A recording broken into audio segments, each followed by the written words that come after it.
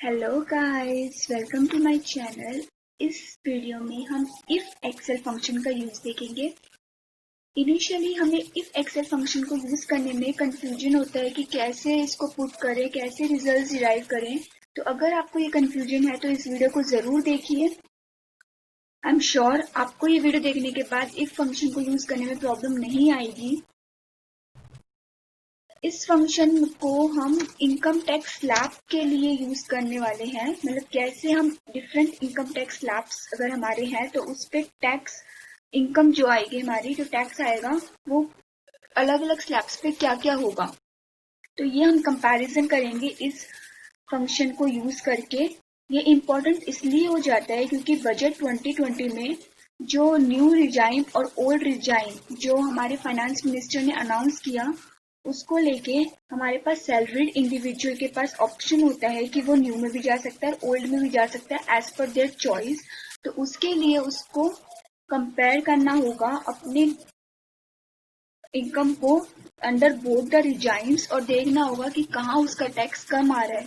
तो ये जो ऑप्शन दिया जाएगा वो इस फाइनेंशियल ईयर 2021 पे चल रहा है, जिसकी असेसमेंट नेक्स्ट ईयर होगी, उसके लिए दिया गया है। तो हमें अभी से प्लानिंग करनी होगी, टैक्स प्लानिंग करनी होगी कि हम अपनी इस इनकम को कैसे कैसे इन्वेस्ट करें या नहीं। इन्वेस्ट कर रहे हैं, डिडक्शंस ले रहे हैं, तो हमें ओल्ड रिजाइन में जाना चाहिए या नहीं, या न्यू में रहना चाहिए। तो उसके लिए ये वीडियो आपको जरूर हेल्प होगा। तो दूसरा, आपको इफ फंक्शन यूज करना भी आ जाएगा, तो ये दो बेनिफिट आपको मिलेंगे। So let's check out the video.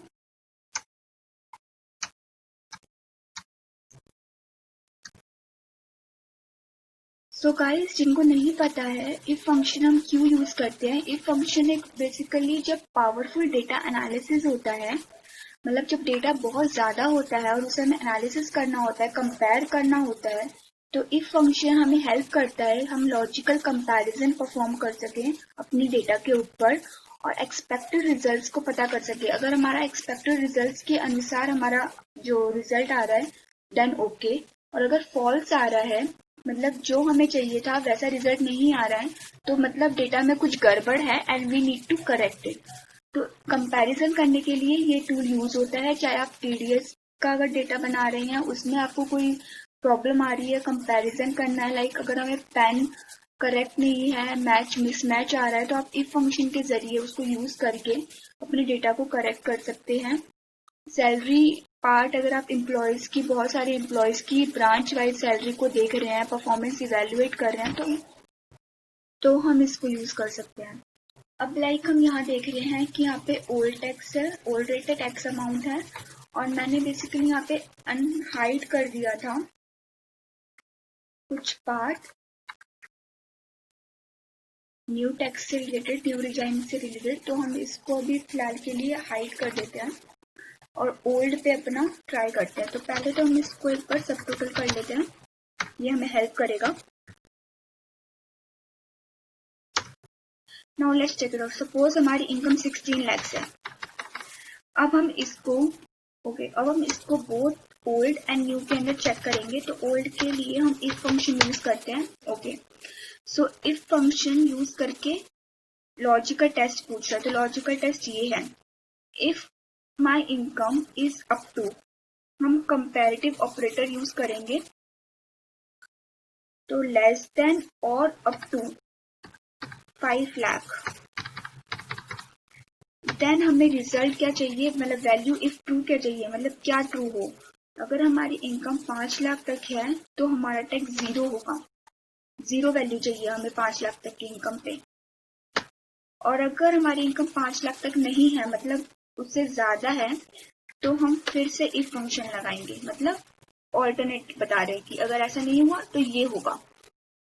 तो इफ फंक्शन फिर हम यूज करेंगे कि अगर हमारी इनकम 10 लाख है, अगर हमारी ये इनकम अप टू 10 लाख है, तो हमारा जो टैक्स होगा वो हमारा क्या होगा, हमारा टैक्स होगा दिस माइनस 5 लाख, क्योंकि 5 लाख तक हमारा टैक्स लग गया होगा। इसको हम इंटू करेंगे क्योंकि ओल्ड स्कीम के अंदर अगर हमारा 5 to 10 लाख के बीच में अगर हमारी इनकम फॉल करती है तो 20% टैक्स के हिसाब से हमारा लगेगा, प्लस 12,500 हमारा 5% तक, मतलब 2.5 लाख से 5 लाख के बीच में 12,500 लगेगा। नाउ अगर वैल्यू फॉल्स हुई तो देन अगेन इफ फंक्शन हमारी इनकम अगर मोर देन, अब 10 लाख के ऊपर ओल्ड रिजाइन के अंदर 10 लाख के ऊपर पे पूरा टैक्स जो रेट होगा वो 30% होगा। तो अगर हमारी इनकम मोर देन 10 लाख है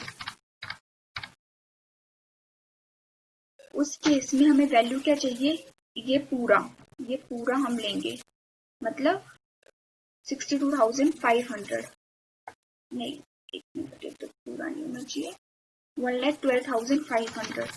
तो हमें 1,12,500 हमारा टैक्स होगा, प्लस जो भी अमाउंट होगा मोर देन 10 लाख उसके ऊपर हमें देना पड़ेगा 0.30 30% के हिसाब से। ओके, और फॉल्स तो बस अगर फॉल्स है तो नहीं देगा।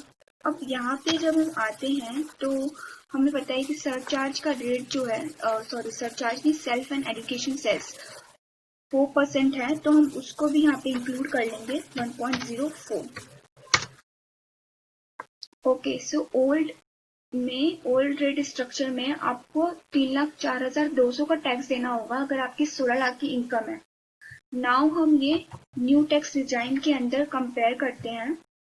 सो under new design if tax function logical tax, हमारी इनकम 16 लाख है, 16 लाख पे अगर हमारा income is up to 5 lakh तो हमारा टैक्स अमाउंट 0 होगा। अदरवाइज अगेन इफ फंक्शन यहाँ पे 5 लाख तक के अमाउंट पे हमें 0 टैक्स लगेगा, यहाँ पे 2.5 लाख पे 0 है, तो यहाँ पे 5 लाख पे 0 क्यों? बिकॉज 2.5 लाख तक तो हमारी एग्जेम्पशन लिमिट मिलेगी, हमें 0 अमाउंट होगा टैक्स का। बट अगर आपकी इनकम 5 लाख तक भी है तो आपको पूरा का पूरा रिबेट मिल जाएगा और आपका जो टैक्स अमाउंट है वो 0 हो जाएगा। तो एक तरह से 5 लाख तक की इनकम पर भी आपको 0 टैक्स अमाउंट देना होगा, no tax will be there. 7 lakh या आपकी इनकम मतलब 5 लाख से ऊपर है तो आपको 12,500 तो देना ही है, प्लस जितना आपकी ज्यादा है, जिस स्लैब पे फॉल कर रही है उसके अकॉर्डिंग आपको रेट पे टैक्स देना होगा। So if my income is up to 5 lakh then no tax, otherwise if my income is more than 5 lakh, suppose my income is up to 7,50,000 जो कि नेक्स्ट स्लैब है, then my tax would be 12,500 तो मुझे देना है 5 लाख तक पे, 2.5 लाख से 5 लाख तक पे, प्लस 5 से 7 लाख के बीच में जो भी मेरा अमाउंट होगा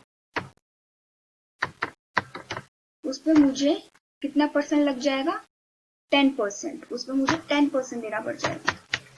यहाँ आप देखिए यहाँ पे 10% पे फॉल कर रहा है, 5 लाख से 7.5 लाख के बीच में है तो 12,500 देने ही है, प्लस 10% जितना होगा 7.5 लाख तक उस पर 10% और देना है। और अगर मेरी इनकम 7.5 लाख से भी ज्यादा है तो अगेन हमें if my income is up to, अब हम लेते हैं नेक्स्ट स्लैब का 10 lakh, then my income would be taxable, इतना टैक्स तो लग जाएगा 12,500 और 25,000, मतलब हमें 7.5 लाख तक तो हमें देना ही है क्योंकि 7.5 से हमारी क्रॉस हो चुकी है इनकम, तो 37,500 तो हमें देना है, प्लस जो भी हमारा एडिशनल अमाउंट है, मतलब इस इनकम से जो भी 7,50,000 से ऊपर है, क्योंकि 7,50,000 तक तो दे दिया हमने 37,500, तो 7,50,000 से ऊपर जो भी है उस पे हमारा 15% का टैक्स रेट एप्लीकेबल होगा। सो into 0.15।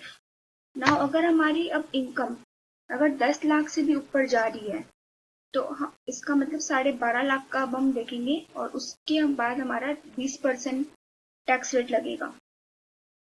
So if my income is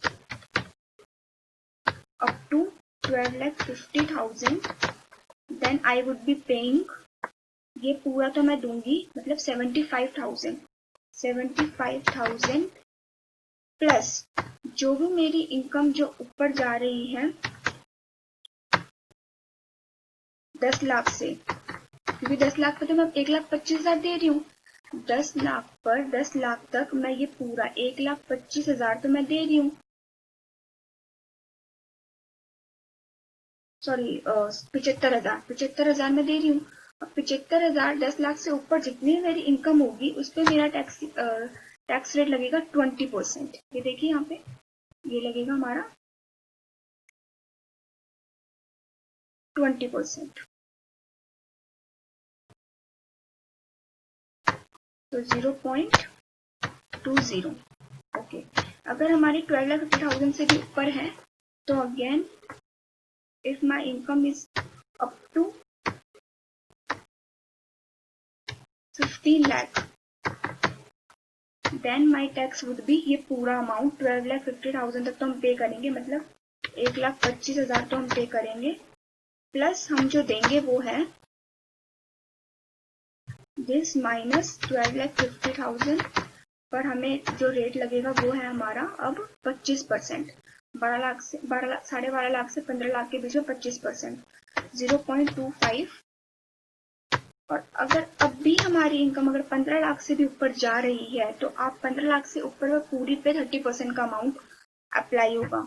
so if my income is more then, now जो अब ऑपरेटर है, कंपैरिजन ऑपरेटर है, वो मोर देन का लगेगा, more than 15 lakh then my tax would be, ये पूरा का पूरा मतलब 1,87,500 पूरा, प्लस जो मेरी इनकम मोर देन 15 लाख है उस पर मुझे देना पड़ेगा 30%। आप चाहो तो फॉल्स में आप 0 भी लिख सकते हैं या उसको ऐसे भी छोड़ सकते हैं। ओके, सो अगर मेरा हेल्थ एंड एजुकेशन सेस 4% भी मैं अप्लाई कर देती हूँ तो जो मेरा टैक्स रेट है, टैक्स अमाउंट है, वो ये आ जाएगा। तो ऐसे अगर हम चेक करें एक बार डिफरेंस के लिए तो हम देखेंगे कि जो मैक्सिमम जो टैक्स बेनिफिट हो रहा है न्यू के अंदर, अगर हम कोई डिडक्शन ना लेके चले, मतलब मैं सपोज करूँ कि मैं आपको कोई डिडक्शन नहीं लेनी इस साल, तो मेरे जो टैक्स बेनिफिट होगा न्यू डिजाइन के अंदर वो 78,000 होगा। तो ऐसे आप चेक कर सकते हैं। अब जैसे कि मैंने बताया था टैक्स स्लैब अलग अलग है, लाइक मेरे यहाँ पे 16 लाख था तो उसमें मेरा इतना बेनिफिट हो रहा है न्यू के अंदर। अब सपोज मेरा 12 लाख है तो मैं बेनिफिट करूंगी 59,800। सपोज मेरा 6 लाख है तो मैं बेनिफिट करूंगी 10,400। तो अकॉर्डिंगली हम यहाँ पे चेक कर सकते हैं अपना, डिफरेंटली हम यहाँ पे अपना चेक कर सकते हैं। 70,200, लाइक मैं 22 लाख ले रही हूँ अगर। ओके, तो आप देखिएगा 15 लाख से ऊपर जो भी है, 15 लाख से ऊपर इतना भी हमारा अगर स्लैब जाता है तो हमें नेट बेनिफिट अगर हम कोई रिडक्शन नहीं ले रहे हैं तो 78,000 का ही मिलेगा। सो इस तरह से हम फॉर्मूला देखते हैं। थोड़ा बड़ा फॉर्मूला है क्योंकि अगर हम देखें तो न्यू रेट जो है वो 6 लैब्स के अंदर फॉल कर रही है, जबकि ओल्ड के अंदर जो है वो सिर्फ 3 ही थे, 5%, 20% एंड 30%, दैट्स ऑल।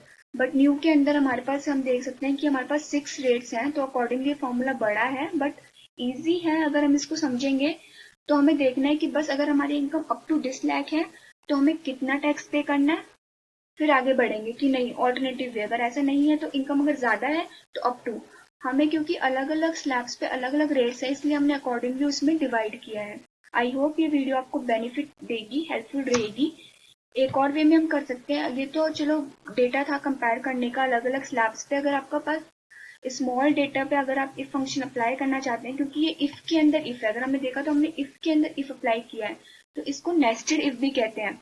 बट अगर आपको सिर्फ इफ फंक्शन ही यूज करना है नॉर्मली तो आप ऐसे भी कर सकते हैं। अदरवाइज आपके पास एक और ऑप्शन है कि आप फॉर्मूला बार पे जाइए, उसमें इंसर्ट फंक्शन के अंदर आपको ये पूरा ऑगमेंट दिखा देंगे, मतलब आपको क्या लॉजिकल टेस्ट परफॉर्म करना है और उस टेस्ट पे आपको कौन सी वैल्यू चाहिए, और अगर वो वैल्यू नहीं आई तो आपको फॉल्स वैल्यू पता लग जाना चाहिए तो वो आप डाल सकते हैं। तो आप ऐसे भी करके अपना ये परफॉर्म कर सकते हैं।